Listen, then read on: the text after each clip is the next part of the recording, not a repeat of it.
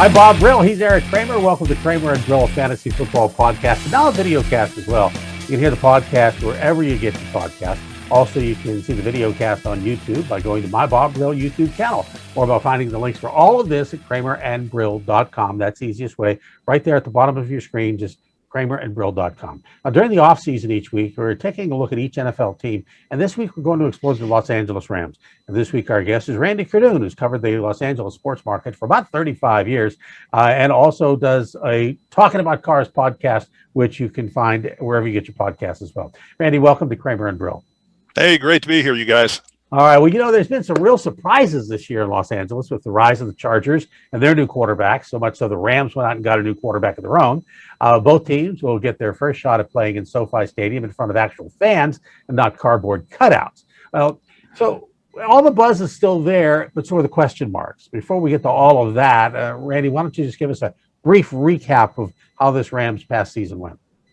Well, the past season ended on a decent note. I mean, they came back and they had a strong ending. They ended up finishing with a 10-6 record. That was second place in the NFC West. And certainly it was a team that at one point was thought if they could win the division and they had a shot over Seattle, who was starting to fade at the end, they could actually take the number 3 seed and come away with a win in the division. But of course, they ended up finishing 6th. As they finished second in the NFC West, ended up winning their opening game at Seattle in the playoffs, so that was impressive. However, they lost 32-18 to Aaron Rodgers and the Green Bay Packers in Green Bay. The interesting thing that was going on there certainly was the loss of confidence that head coach Sean McVay had in his quarterback, Jared Goff. That started to fade in the middle of the season. Also, at the end of the season, all the coaching changes that were made and also all the player changes that have been made. Goff is no longer there,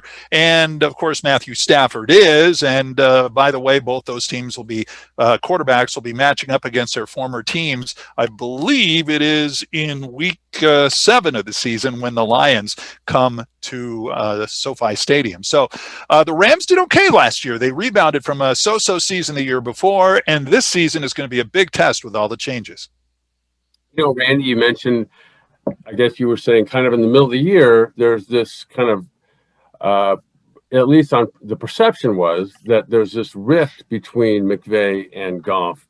And now that Stafford has come in, going back to what separated the two between Goff and McVay, is there any clarity so far, or has there been any recently as to what was behind all that?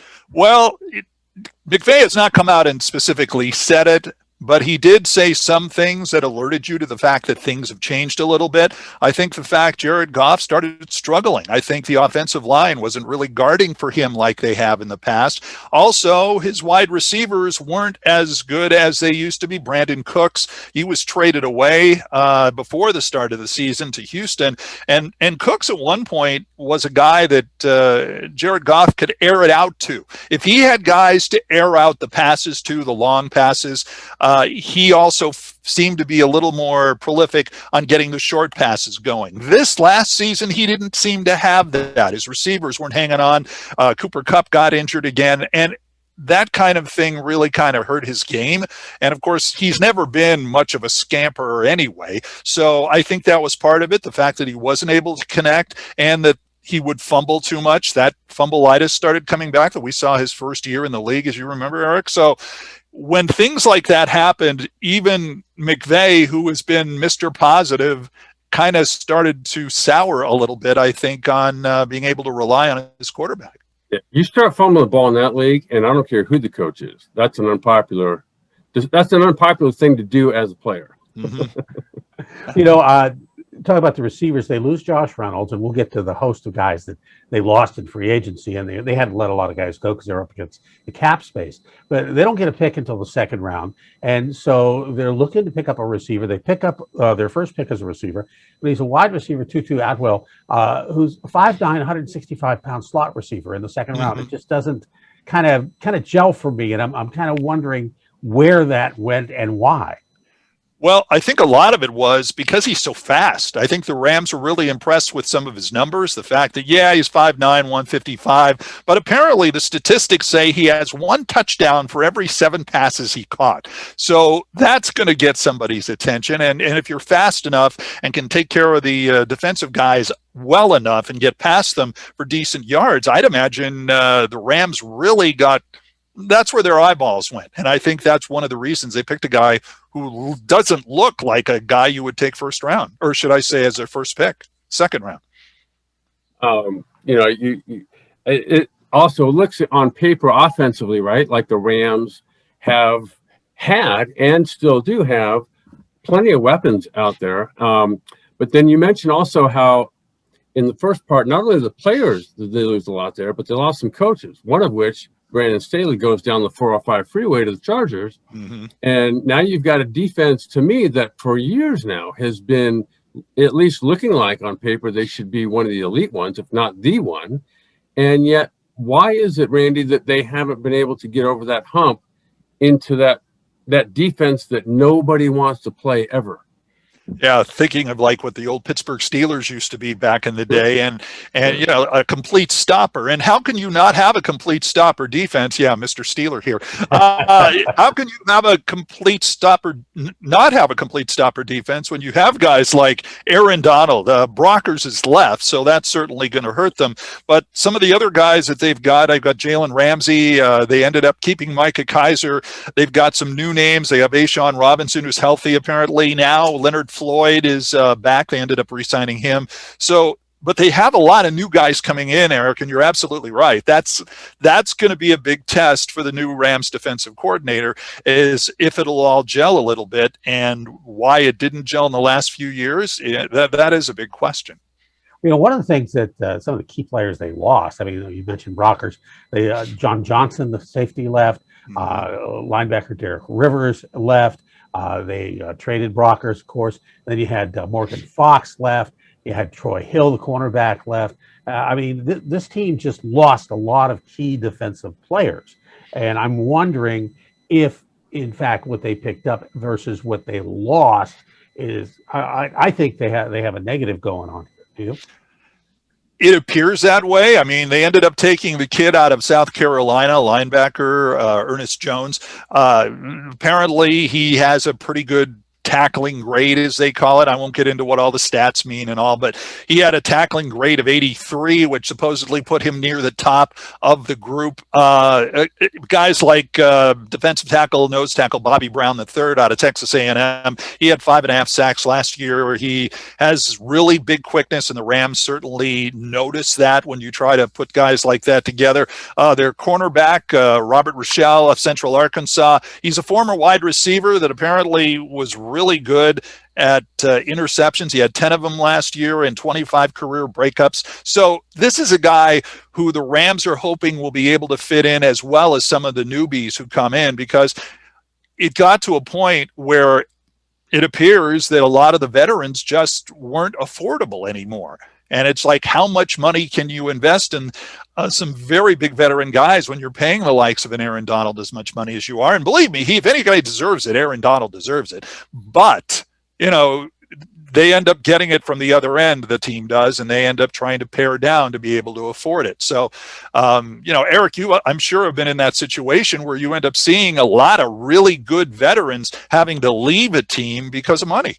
Yeah, it's an unfortunate thing, and it just happened to the Bears this year with Corey Fuller going to the Broncos. And yeah, and I, you know, like you mentioned, the Rams. I mean, they're one of the.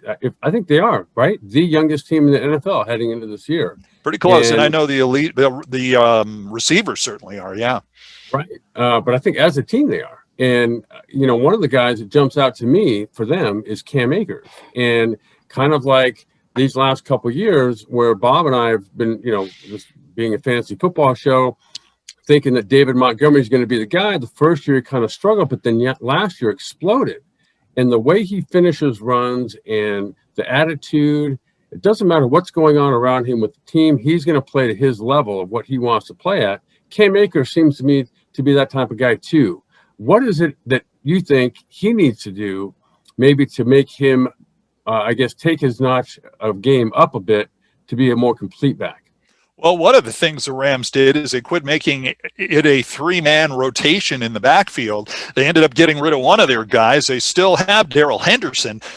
But Henderson is not really expected to be the guy. Cam Akers proved during the last season he's able to run the football. He's able to be effective. He has to stay healthy. And one of the key things that has to happen, that I mentioned earlier, is the Rams offensive line has to perform. They had all sorts of trouble with injuries last year, and they were able still to get some decent offense out of there, but they need their running game. I mean, when they ended up making the move in their backfield and let Gurley go to Atlanta, actually kind of told him there's the door before the season started. They ended up missing that kind of dominant running back. They're used to that dominant running back, and they're hoping Cam Akers can do it. I really believe, though, that he can perform again if he feels healthier, and the fact that the Rams hopefully have beefed up their offensive line.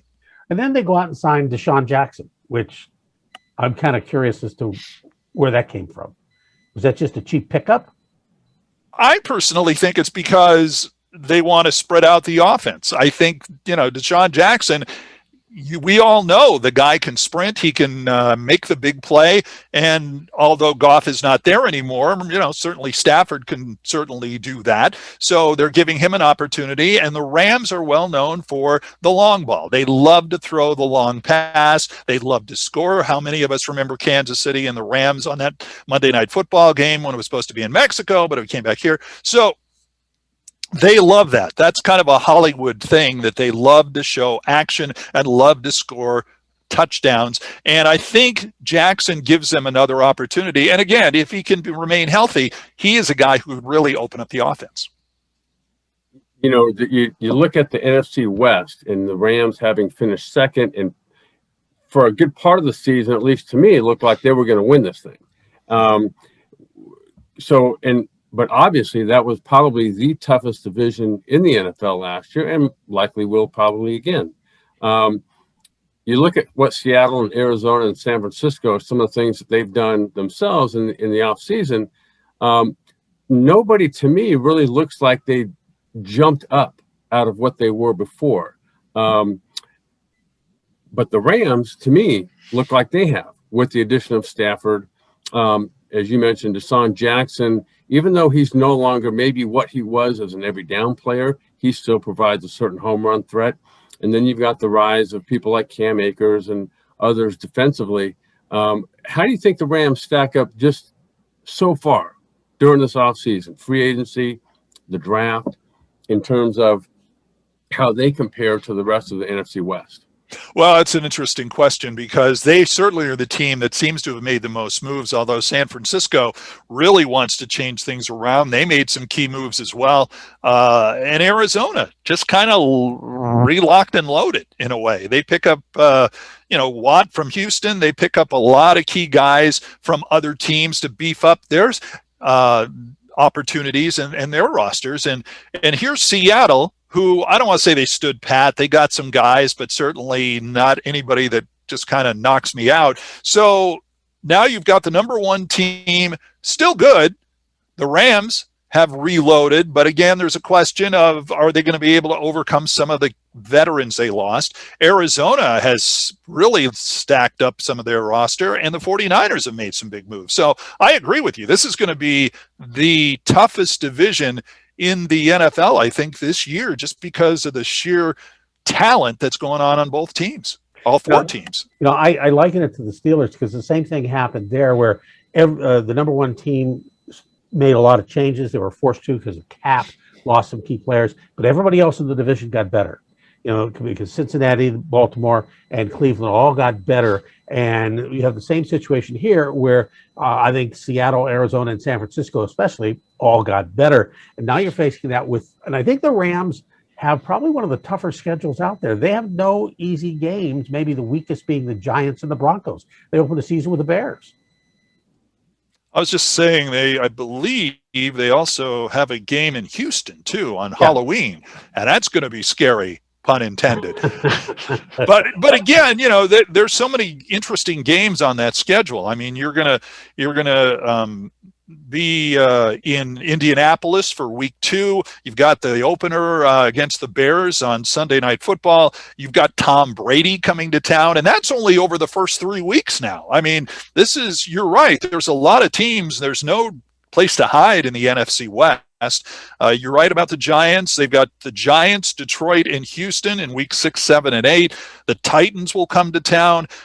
You've got the Minnesota Vikings on the road. And, of course, the game that the NFL added will be, could they have gotten it against a team that wasn't so great? No.